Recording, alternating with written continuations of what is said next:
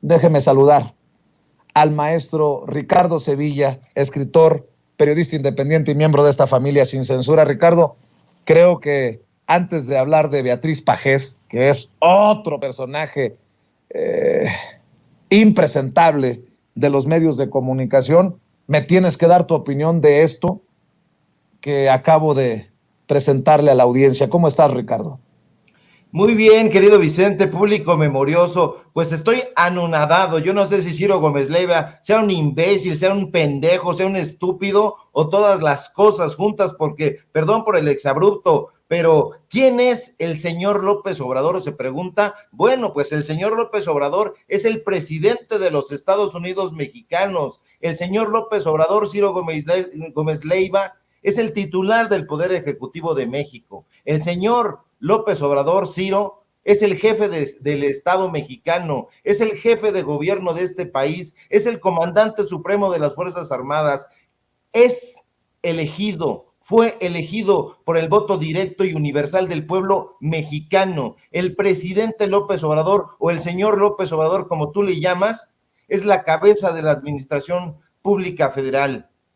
También me enardezco, querido Vicente, porque, carajo, el cargo existe desde la inclusión de 1824 en la constitución política de este país, pero este imbécil no lo sabe en Radio Fórmula. Y su primer titular fue Guadalupe Victoria. Ese es el señor López Obrador, el presidente de México, el jefe de las 20 secretarías de Estado que existen, de las dependencias federales, de los organismos descentralizados y de las empresas paraestatales. Ese es el señor López Obrador. No es un empleado de Olegario Vázquez Raña, no es un empleado ni sicario de la pluma de Olegario Vázquez Aldir, no es el mandadero de Grupo Imagen, no es el jefe de la borracha de Yuridia Sierra, es el presidente de la República.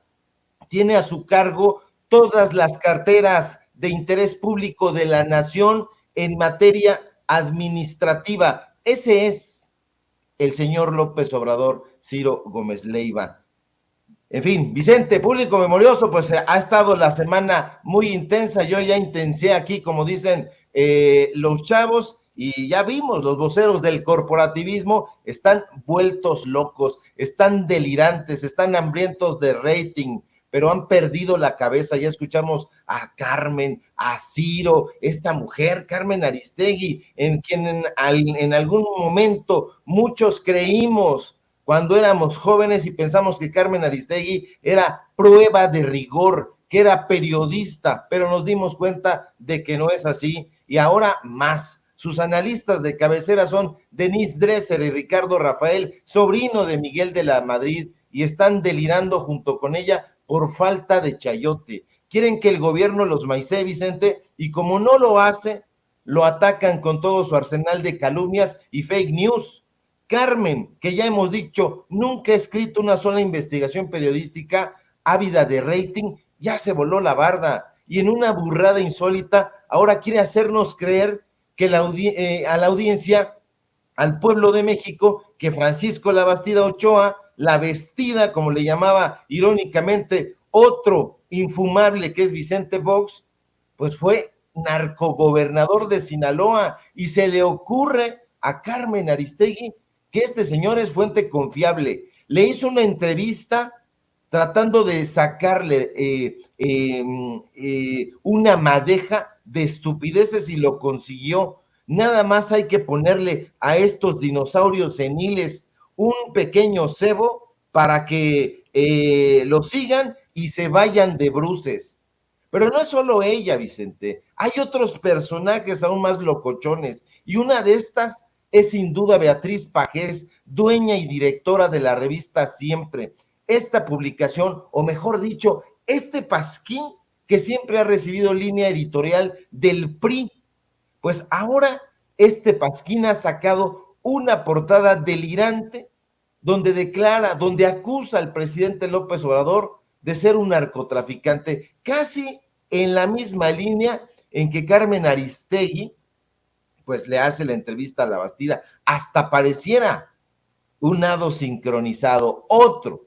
Y con ese cinismo a prueba de razonamientos, Pajés Dice que el presidente viajó al Triángulo Dorado para demostrarle al pueblo de México que goza de la protección del cártel de Sinaloa. Sin ninguna prueba, esta absurda priista, Vicente, dice que López Obrador quería llegar a la cuna del Chapo Guzmán para reiterarle a los integrantes del grupo criminal que cuentan con la protección del gobierno. Imagínate esta estupidez. Y sin ofrecer una sola prueba de sus dichos estúpidos, esta señora asegura tan campechana ella que la visita del presidente tiene el objetivo de pedirle al cártel de Sinaloa que continúe apoyando al partido Morena para ganar elecciones.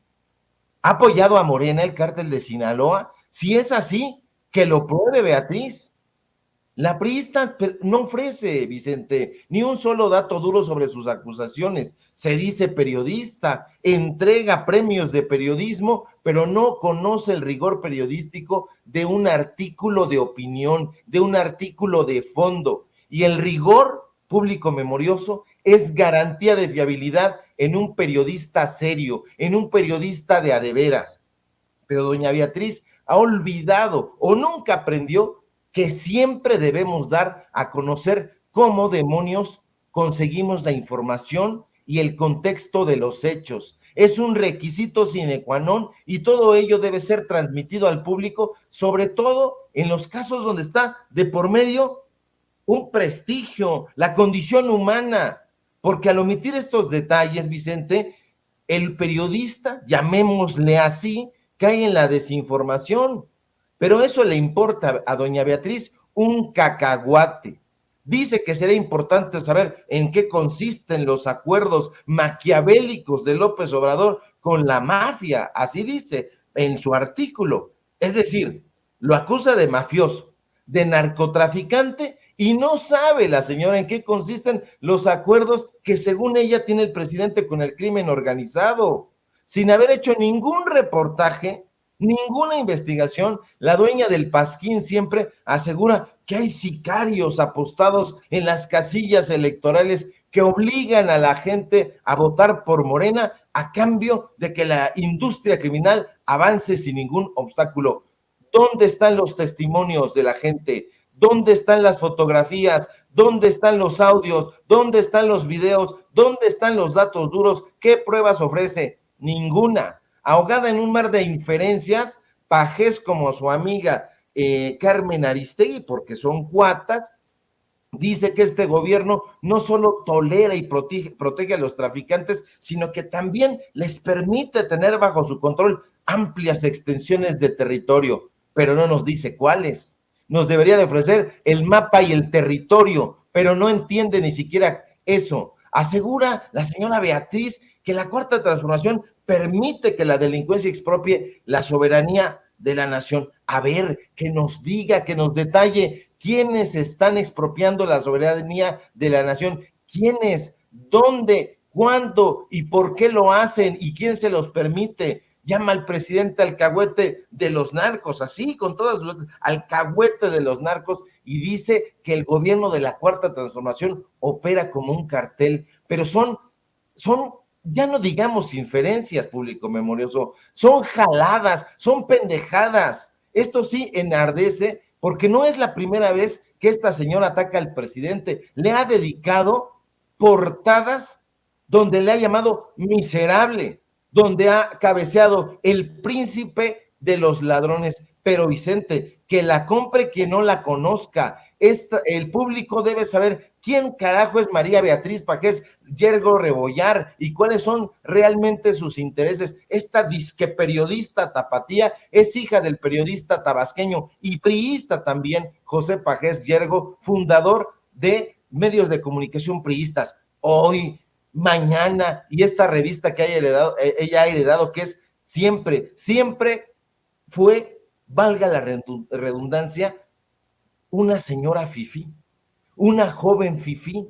Estudió la carrera de Ciencias de la Comunicación, yo creo que de noche, en la Universidad Anáhuac, y ha sido comentarista política con los peores del corporativismo. Ha trabajado en Radio Fórmula, ha trabajado en Televisa, ha hecho disque análisis político con Oscar Mario Beteta, ha participado en un programucha que se llama Según Ellas, que condujo, por supuesto, su amiga Azucena Uresti en Milenio TV. O sea, imagínate, esta persona que no es periodista, ha sido diputada del PRI, fue secretaria de Cultura del CEN del PRI, apenas terminó con Peña Oye, Nieto Ricardo, en 2017, dime, Vicente.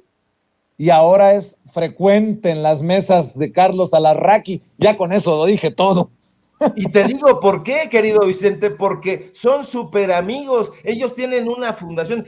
Beatriz Pajés tiene una fundación, la Fundación José Pajés Yergo AC, y esa fundación pues otorga el Premio Nacional de Comunicación José Pajés Yergo, y entre esos galardonados del premio se encuentran precisamente Carlos Alarraqui. A Carlos Alarraqui le ha dado el galardón. Imagínate cómo estarán las cosas.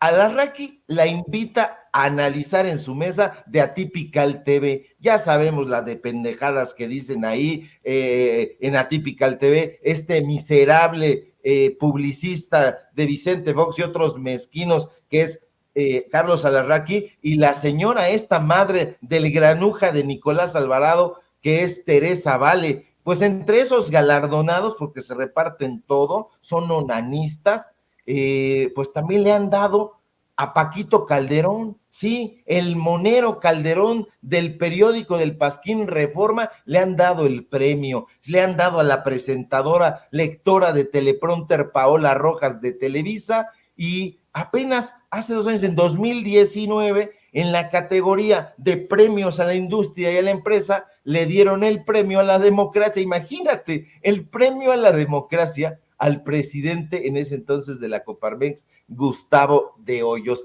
Esa es Beatriz, Vicente, esa es Beatriz Pajés, la que acusa ahora sin ninguna prueba al presidente López Obrador de narcotraficante. Que no se la jale, perdón por el exabrupto, Vicente, yo no suelo ser así, sí grito y toda la cosa, pero esto es completamente delirante. Es un nado sincronizado y pudieran estar de acuerdo, según vemos, Carmen Aristegui y Beatriz Pajés, porque acusar desde ambos flancos al presidente López Obrador de tener vínculos con el narcotráfico y no aportar ningún dato duro y no aportar ninguna prueba, es ya de gente delirante que está mal de la chaveta porque no le han dado chayote.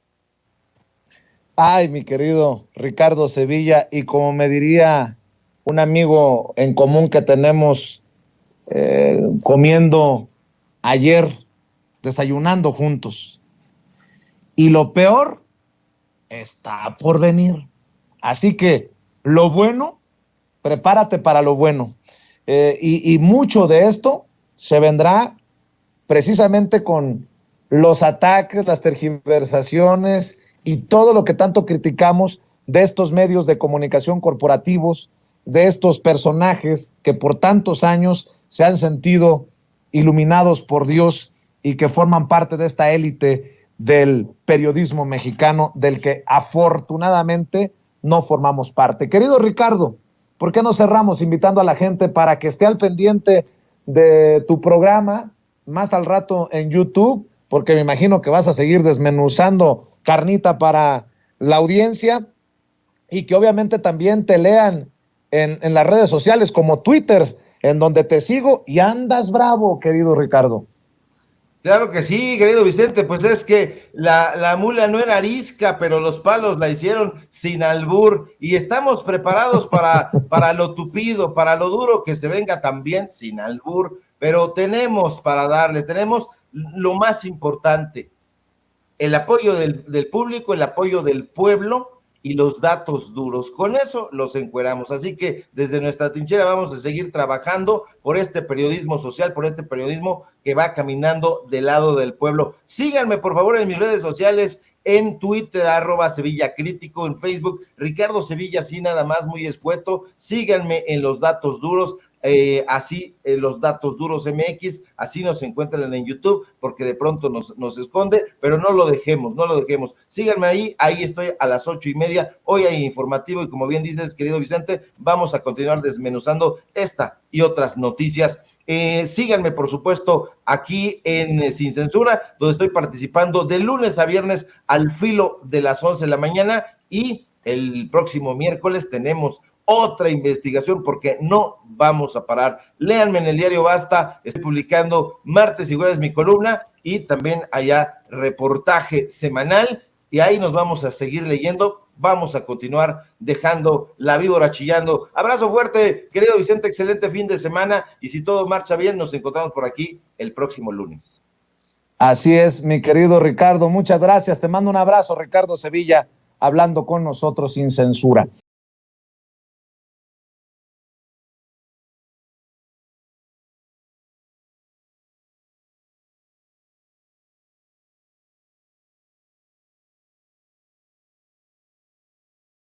Le agradezco a Carla Mote, a la historiadora Carla Mote, y a la querida Alina Duarte, nuestra corresponsal, que nos acompañen para entrarle a la mesa de diálogo. Carla, te saludo con mucho gusto. Muy buenas tardes ya. Hola, querido Vicente, muy buenas tardes, y pues yo aquí muy agradecida por la invitación. Gracias, Carla. Querida Alina, ¿cómo andas? Hola Vicente, muy bien, saludos a ti, a toda la audiencia y también a Carla para estar en esta mesa ya listas ya seguramente para hablar mucho de esto que acaba de declarar el presidente López Obrador. Vamos a dejar la víbora chillando, como digo, Carla, Alina. Carla, el presidente Andrés Manuel López Obrador mantiene este liderazgo regional, y así lo demuestra con esta solidaridad a Gustavo Petro, a muchos kilómetros de distancia, pero una solidaridad que suena fuerte debido a que expone el presidente Andrés Manuel López Obrador una campaña cobarde, perversa, contra el candidato de las izquierdas por allá en Colombia. ¿Cómo ves, Carla? A mí me parece muy significativo que el tema que ponga el presidente Andrés Manuel López Obrador sobre la mesa es precisamente el de la campaña sucia en contra del candidato puntero que resultó con la mayor cantidad de votos en la primera vuelta de la elección de Colombia, Gustavo Petro, junto con Francia Márquez, en una fórmula que pues por primera vez pues nos otorga, y sobre todo al pueblo colombiano, digamos, esta posibilidad real de que la izquierda llegue por primera ocasión a ese país al poder. Cuando el presidente Andrés Manuel habla de esta campaña sucia, creo que tenemos que pensar en cuál fue el resultado de esta primera vuelta. Y bueno, en primer lugar quedó la fórmula de Petro con Francia Márquez, y en segundo lugar llegó un personaje pues que resulta disruptivo, pero al mismo tiempo muy significativo, muy sintomático de este tipo de campañas que yo digo, ojo, porque podemos observarlas en otros momentos, podrían replicarse, y que bueno, también creo que sigue una línea de estos populismos de derecha en los que pues de fondo no hay una propuesta de gobierno sólida, pero hay sí una apelación a la emocionalidad, y en particular pues es la campaña que emprendió el candidato Rodolfo Hernández, quien quedó en el segundo lugar en esta primera vuelta. Y cuando el presidente Andrés Manuel pues refiere esta campaña sucia contra Petro, pues tenemos que pensar que en el contexto colombiano pues vienen de un proceso muy doloroso de pues todos los saldos de la violencia que ocurrieron con el crimen organizado, que también pues tuvo su expresión en las guerrillas urbanas y rurales, en una de ellas en las que participó el ahora candidato presidencial Gustavo Petro, que por cierto es la tercera contienda en la que participa, y que bueno, esta cuestión aunada a la cercanía con Venezuela, hacen como este cóctel en el que esta derecha populista, estos grupos conservadores que están, digamos, concentrados en una figura política que mantiene desde hace mucho tiempo el control en Colombia, que es la de Uribe, pues hacen esta campaña pues en contra de un personaje de estas características, hablando de cosas que a veces pueden resultar muy hilarantes. Por ejemplo, la cuestión de la llamada ideología de género, se colocan en contra de todo cambio social tendiente a respetar los derechos de las mujeres, de la diversidad sexual, esta amenaza también hacia que es constante hacia que se van a convertir en Venezuela y pues bueno, este pasado guerrillero del candidato Petro. En este marco pues llega este personaje, Rodolfo Hernández, quien pues emprende una campaña sobre todo a través de las redes sociales, de WhatsApp, con fake news, con videos chistosos, se le ve en una cuenta muy exitosa de TikTok bailando y que resultó pues una sorpresa ver este crecimiento de un personaje que era prácticamente desconocido a principios de año, digamos, frente a una figura como la de Petro, que tiene una trayectoria política muy larga y pues repito, es la tercera vez que contiende a la presidencia de Colombia. Entonces, pues en ese marco de campaña sucia, de juego sucio por parte de la derecha, es que pues vemos esa declaración de hoy del presidente Andrés Manuel, un apoyo que si bien lo entendemos pues a la luz de la afinidad política que hay evidentemente entre Andrés Manuel y Gustavo Petro, pues también que no resulta, digamos, tan contundente como la que sí vimos ya, por ejemplo, de Lula, quien hace poco tuiteó justamente el día de la campaña, o me parece que un día antes, que pues él expresaba su apoyo a Gustavo Petro y que invitaba al pueblo colombiano a votar por él. Estamos en el proceso en el que va a realizarse la segunda vuelta de las elecciones y el panorama pinta complicado porque se sumarían las fuerzas de los otros candidatos que son de derecha o de centro derecha, todos contra la fórmula de Petro Márquez, y bueno, pues seguiremos observando este proceso electoral que es importantísimo para las izquierdas de la región. Así es, querida Lina Duarte, ¿cómo ves tú el pronunciamiento del presidente Andrés Manuel López Obrador desde la mañanera y el destape de esta campaña que pues obviamente tú ya nos habías advertido en tu cobertura desde Colombia, pero que pues queda de manifiesto que se ha arreciado rumbo a la decisión en segunda vuelta de los colombianos? Pues mira, en realidad es difícil no creer que un López Obrador se identifique con un Gustavo Petro, especialmente por todas las similitudes que hay dentro de este proceso de conformación de liderazgo de cara a la candidatura presidencial. Gustavo Petro, así como López Obrador, que fue jefe de gobierno aquí en la Ciudad de México, pues él fue alcalde de Bogotá y también intentaron destituirlo en su momento, le levantaron todo un caso, así como el caso del desafuero, y claro, a pesar de las particularidades es inevitable recordar que los procesos son sumamente similares. Yo ahí no coincido tanto con que se le estigmatice a Gustavo Petro con que fue guerrillero, porque eso es real, él formó parte del movimiento de M-19, sin embargo, él depuso las armas, se incorporó también a la vida democrática de ese país, a tal grado de haber ocupado cargos como el de ser congresista, senador, alcalde, ¿no? Y recientemente, pues ahora candidato, como lo menciona Carla, por tercera ocasión a la presidencia, al igual que un López Obrador, ¿no? En este caso, en Colombia. Yo he puesto mucho el acento en que la candidatura de Gustavo Petro no necesariamente representa esa vanguardia revolucionaria de izquierda, sin embargo, sí representa la ampliación de las garantías individuales de los derechos en el marco de un país sumamente devastado por una guerra que aún no culmina a pesar de haberse firmado los acuerdos de paz en el 2016. Hoy, a la fecha, se tiene una estimación de más de 340 asesinados y asesinadas de aquellos y aquellas personas que firmaron estos acuerdos de paz, la persecución y el asesinato sistemático, no solamente de quienes formaron parte de las guerrillas y depusieron las armas, sino además de defensores de derechos humanos del territorio, ha sido una constante y en ese marco está buscando la presidencia de Gustavo Petro.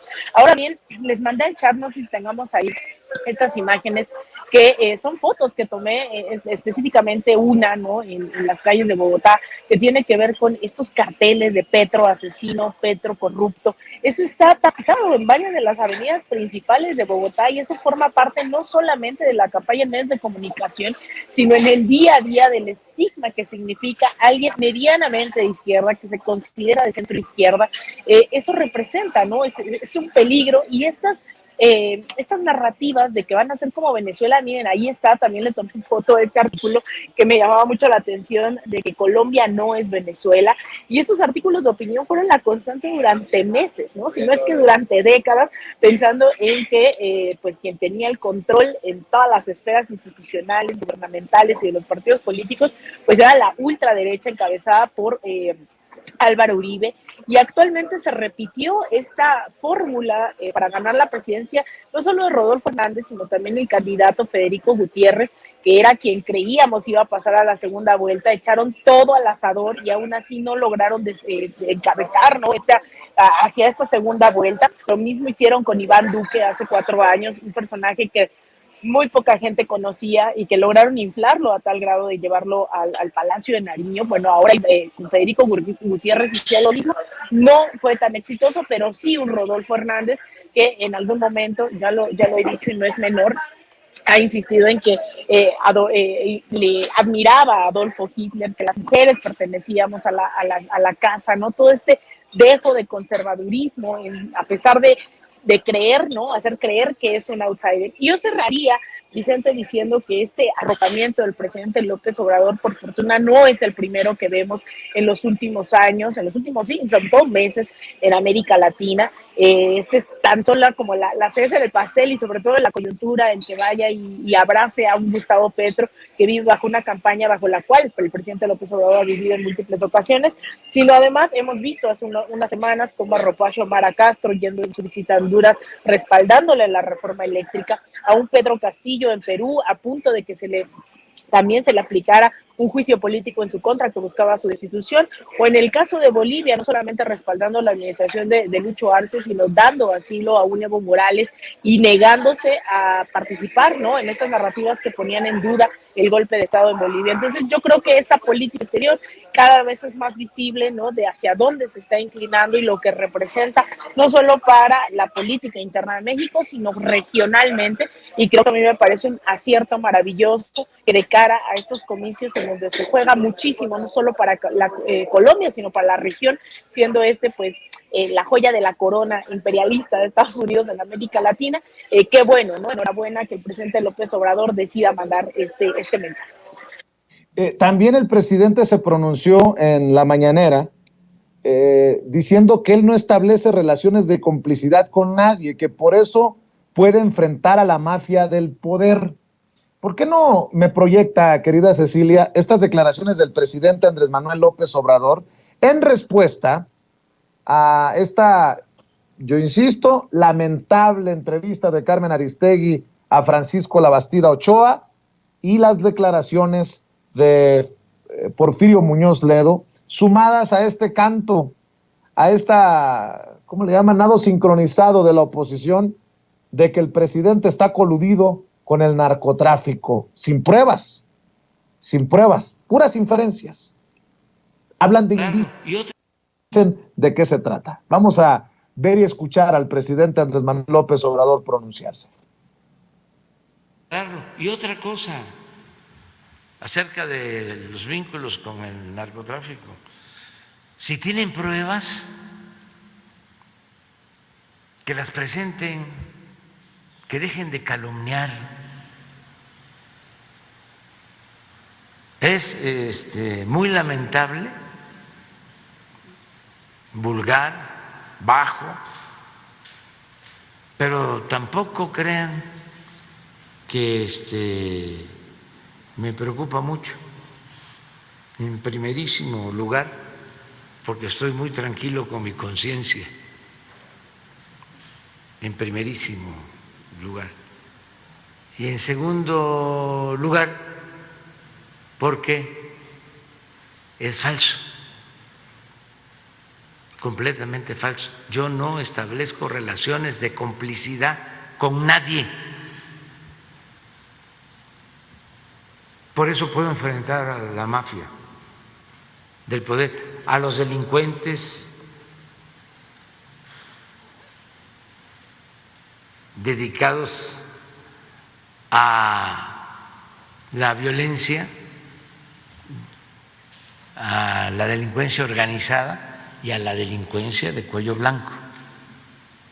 Los llama vulgares el presidente Andrés Manuel López Obrador a estas campañas y a los que la están maquinando, ¿no? Esto por lo que hemos estado hablando desde temprano aquí en Sin Censura. Carla Mote, hay mucho que opinar sobre este caso de acusaciones sin pruebas, en otras palabras, sin fundamentos, contra el presidente Andrés Manuel López Obrador a solo 2 días de las elecciones en 6 estados para gobernador o gobernadora. un Porfirio Muñoz Ledo, un La Bastida, la entrevista con Carmen, muchos elementos y estas declaraciones del presidente Andrés Manuel López Obrador. Dejen de calumniar, les dice el presidente. ¿Cómo ves, Carla? Vicente, pues como bien comentas, esta campaña se está ejecutando desde hace ya, yo diría, varias semanas. No es casual que, por ejemplo, incluso senadoras como Lili Telles, quien sabemos, ¿no?, que suele pues alzar la voz de forma escandalosa desde su tribuna, pues ha traído esa retórica, ¿no?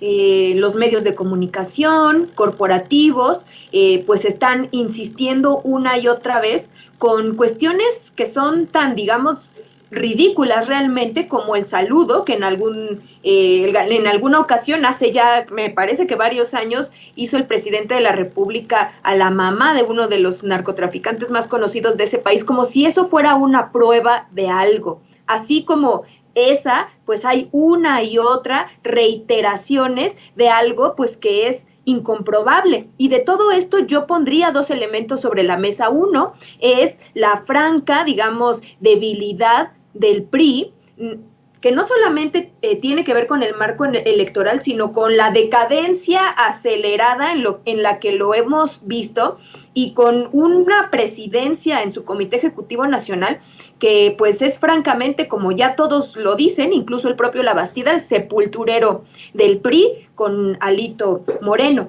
Ese es por una parte, y por otra, evidentemente, el marco electoral.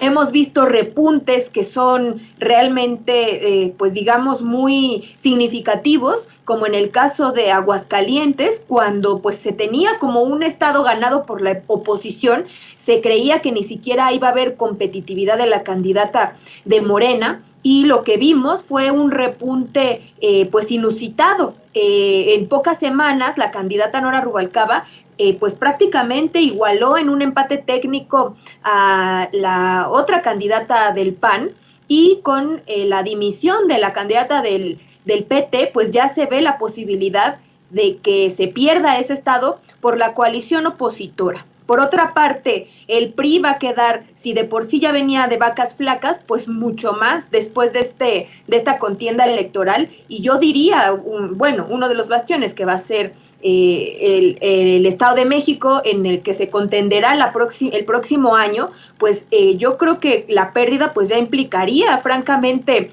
pues ya el sepelio, ¿no?, del partido. En ese marco yo creo que esta campaña sucia en contra del presidente pues resulta en otra más de las estrategias mediáticas de los personajes políticos, pues que aunados a los poderes económicos, bueno, más bien fácticos mediáticos, pues han emprendido sin pruebas. El presidente justamente lo que dice es, pues se tendrá que comprobar, y son dichos muy graves. El pues casi resucitamiento de Carmen Aristegui con La Bastida resulta ya, digamos, en una descarada pues manifestación por parte de la periodista, ¿no? El tono de la entrevista, todo lo que se comentó ahí, pues digamos, si alguien dudaba que de qué lado está Carmen Aristegui, creo que ya no le van a quedar pues ninguna duda, ¿no? Eso por una parte. Entonces, yo creo que en ese marco se tiene que observar esta campaña de desprestigio que están emprendiendo, y además esta cuestión que menciona el presidente, que es con qué autoridad moral personajes como La Bastida, que fue uno de los operadores, ¿no?, de Cedillo y del Fobaproa, del endeudamiento, del neoliberalismo, es francamente muy deleznable. Escuché la entrevista que hiciste antes de esta mesa y pues comparto tu encabronamiento. Gracias, querida Carla, que creo que es el encabronamiento de millones de personas que se frustran ante estas situaciones. Querida Lina Duarte, no exagero si pienso, porque soy muy mal pensado, que tú eres una de esas también encabronadas. Mi querida Lina, escucho tus opiniones. Pues mira, Vicente, yo creo que se vale, ¿no?, un cuestionamiento a la política y estrategia de seguridad nacional que durante años hemos tenido, ¿no?, que repensar y que cuestionar sobre todo en un país que, así como hablábamos hace unos minutos sobre Colombia, ¿no? Hemos estado, y que creo que también parte de esta, hemos estado bajo una guerra civil, y que parte de esa guerra explica también este triunfo demoledor de un Andrés Manuel López Obrador en julio del 2018. Creo que eso se vale, creo que se tiene que cuestionar. Lo que no se vale es hacer este tipo de declaraciones, además, no solamente dejar las pruebas, sino además olvidando que el origen justamente de todas estas alianzas que hoy tenemos en un país funcionando, el narcotráfico y ciertos funcionarios, ¿no?, de la vida política, de la vida pública de este país, se originaron justamente con estos partidos que hoy pues realmente no están ofreciendo una salida más que volver al pasado y olvidarnos, ¿no?, ese pacto de impunidad de dónde surgieron grupos paramilitares en este país, de dónde surgieron estas alianzas contra el narcotráfico. Y el caso de Ayotzinapa, por ejemplo, es una de esas grandes pruebas de dónde estábamos antes también del 2018, y que de la noche a la mañana esto no se puede cambiar, ¿no? Que muchas veces hemos hablado aquí de los periodos de transición y de realmente asentar proyectos hacia el futuro que nos logren sacar de esta espiral de violencia. Yo creo que también hay que pensar de dónde surgieron estos grupos del narcotráfico, bajo la anuencia de qué gobiernos, de qué gobernadores, de qué municipios, etcétera, etcétera. Y vamos a aprender que estos partidos que hoy están haciendo estas declaraciones infundadas no toman responsabilidad en sus actos, ¿no? Y esto sin dejar de lado, pues obviamente las elecciones del próximo domingo, donde entiendo están desesperados, donde se están jugando su existencia misma y donde la gente les está dando la espalda, porque creo que es muy difícil que vengan con ciertas declaraciones a querernos convencer de lo que que nos quieran plantear una realidad paralela a lo que estuvimos viviendo durante las décadas donde ellos gobernaron. Así es, así como se vale cuestionar a los políticos, porque ya me están cayendo encima muchos, también se vale cuestionar a los periodistas, ¿no? Mira ahora, Ciro Gómez Leiva preguntando quién es el presidente para atacar a Carmen Aristegui, porque para ellos es un ataque, cuando yo decía hace rato que Ciro Gómez Leiva atacó arteramente a Carmen Aristegui por la investigación sobre Cuauhtémoc Gutiérrez de la Torre, pero para la gente que es de memoria corta y selectiva, las benditas redes sociales, para cerrar una reflexión sobre eso, si te parece, en este momento histórico, en este momento estelar, en este momento en que las redes sociales reclamamos un espacio en la mesa del diálogo, del debate público, y desde los medios tradicionales nos la buscan negar, y ahora entiendo por qué. Pues, ¿cómo? No entiendo a veces. Bueno, sí entiendo, hay muchos intereses de por medio, pero dame tu opinión, tu reflexión para cerrar, Carla Mote. Mi reflexión es que estamos asistiendo a la pérdida de poder de los medios corporativos, de los medios hegemónicos, que habían tenido muchísima influencia en el debate público, que prácticamente ya eran los creadores, ¿no?, y moldeadores de la opinión pública, que podían con la mano en la cintura crear a un candidato presidencial a través de presentarlo en sus horarios estelares.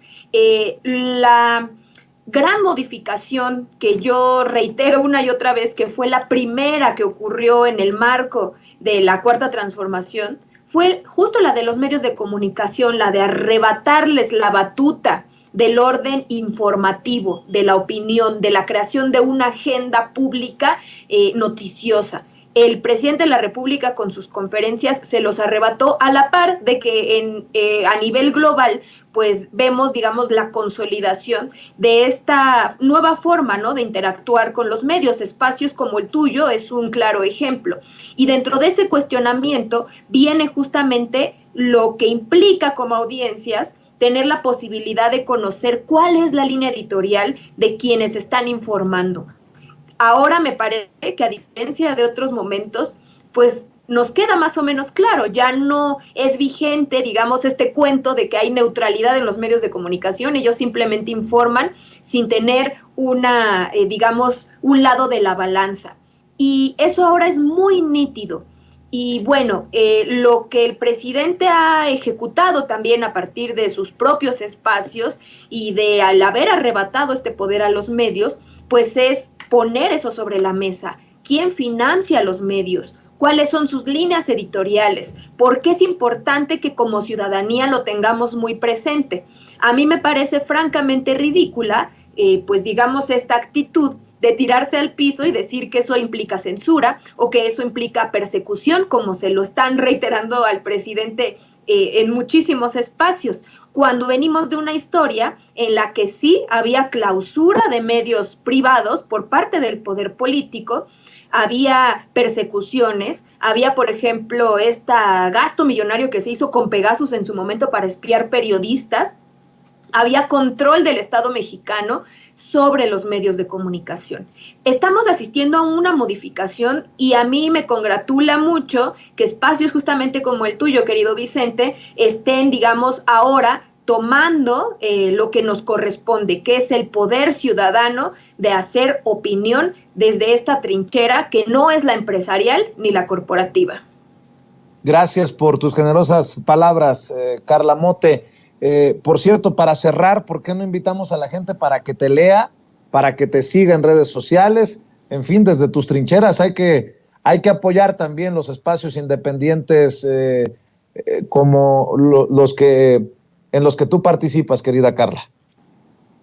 Muchísimas gracias, Vicente. Pues sí, aprovecho para invitarles a que me lean mis opiniones a título personal en mi Twitter, que es @carlamote. Y bueno, también escribo en El Soberano quincenalmente. Ahora acabo de estrenar una columna quincenal en el Sistema Público de Radiodifusión.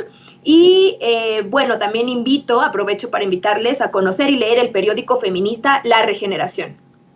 Muy bien, gracias, Carla. Alina Duarte, vamos a cerrar con tu opinión sobre esto que planteo y escucho tu reflexión.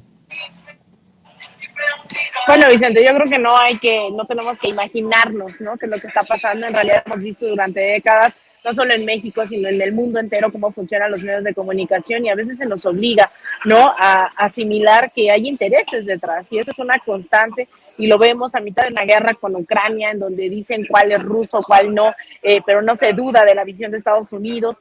Cuando vemos, ¿no?, que Twitter, que las grandes, estas grandes redes sociales también te etiquetan, te señalan, ¿no?, o YouTube, en donde pone que eres financiado por tal o cual gobierno, pero no dicen de dónde viene el financiamiento de Latinos, no dice dónde viene el financiamiento de New York Times, del Washington Post, y de todos estos grandes medios que durante años pues asimiló y se normalizó que estos dictaran realmente lo que era, ¿no?, lo que tenía que ser, lo que teníamos que pensar, lo que teníamos que opinar. Entonces yo creo que se va el cuestionamiento. Estamos viviendo un momento estelar en la vida de México, en donde justamente las y los mexicanos se están cuestionando masivamente qué rol han jugado estos medios de comunicación. Y también lo cierto es porque no tenían otras opciones. Hoy con las redes sociales, con los canales de YouTube, con estos espacios, es por eso que la gente hoy acude, nos está viendo, te está buscando, Vicente, te sigue en redes sociales, está buscando esos contenidos que no encuentra y que no ha encontrado en esos medios en los cuales no se sientan tampoco representados y representadas durante muchísimos años, no desde 2018, sino desde tiempo atrás, y esto ha crecido. Creo que el nivel de concientización, de politización, es algo increíble que tenemos que valorar. Entonces, en ese sentido, pues seguirles invitando, ¿no?, a que sigamos criticando, sigamos pensando en función, ¿no?, de ese horizonte que queremos construir. Entonces, pues bueno, yo cierro invitándoles a que me sigan en redes sociales. A mí me encuentran como @Alina Duarte en Twitter, _Alina Duarte en Instagram, en facebook.com/Alina Duarte Periodista, y también en mi canal de YouTube, y pues claro, está todos los días aquí en Sin Censura. Te mando un abrazo a ti, Vicente, a todo el auditorio, al equipo de Sin Censura, y también a Carla, muy agradecida de estar aquí en esta mesa con ustedes. Gracias, Alina, gracias, Carla, nos vemos pronto en otra mesa de diálogo. A ti te veo hasta el lunes, querida Alina. Por lo pronto, un abrazo a ambas, muchas gracias por participar y por hablar sin censura. Amigos, amigas, regresamos en breve, pero mientras seguimos hablando sin pelos en la lengua, sin censura, usted puede suscribirse a nuestros 3 principales canales en YouTube. Sin Censura Media, en donde tenemos más de 1.600.000 suscriptores, Sin Censura TV, en donde tenemos más de 1 millón de suscriptores, y en Sin Censura Presenta, en donde queremos llegar muy pronto a los 100,000 suscriptores. Si usted ya está inscrito en Sin Censura Media, suscríbase en Sin Censura TV. Si ya está suscrito en Sin Censura TV y Sin Censura Media. Suscríbase a Sin Censura Presenta. Recuerde que es gratis, no tiene que sacar un solo centavo de su bolsillo para apoyarnos. Dele clic en la campanita para que los señores y señoras de YouTube envíen las notificaciones cuando estemos transmitiendo en vivo y en directo o estemos subiendo videos. También nos puede seguir en Twitter en @Vicente Serrano y hasta en Instagram. Ojo, también estamos en Instagram. Son nuestras redes sociales y con el apoyo de ustedes seguimos creciendo, porque con ustedes todo, sin ustedes nada.